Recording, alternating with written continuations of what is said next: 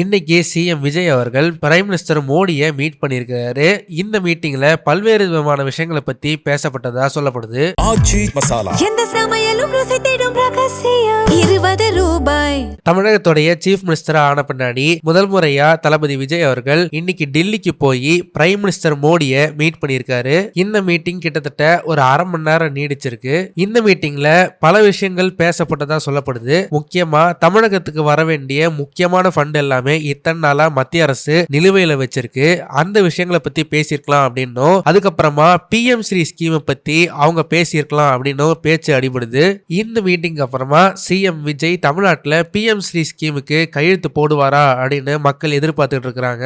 அதே போல ஒருவேளை மோடி அவர்கள் விஜய்க்கு வாழ்த்து தெரிவிக்கிற விதமா தான் இந்த மீட்டிங் நடந்திருக்கு அப்படின்ற மாதிரியும் பேசப்படுது. இந்த மீட்டிங்ல மோடி அவர்களும் விஜயும் எடுத்துக்கிட்ட போட்டோஸ் பாத்தீங்கன்னா இப்ப சோசியல் மீடியால ரொம்பவே ட்ரெண்டிங்கா போயிட்டு இருக்கு. இதே மாதிரி இன்னொரு விஷயமும் சோசியல் மீடியால ட்ரெண்டிங் ஆயிட்டு இருக்கு. அது என்னன்னா, கடந்த 2014 வருஷம் மோடியும் விஜய் அவர்களும் ஒன்னா போட்டோ எடுத்துக்கிட்டாங்க.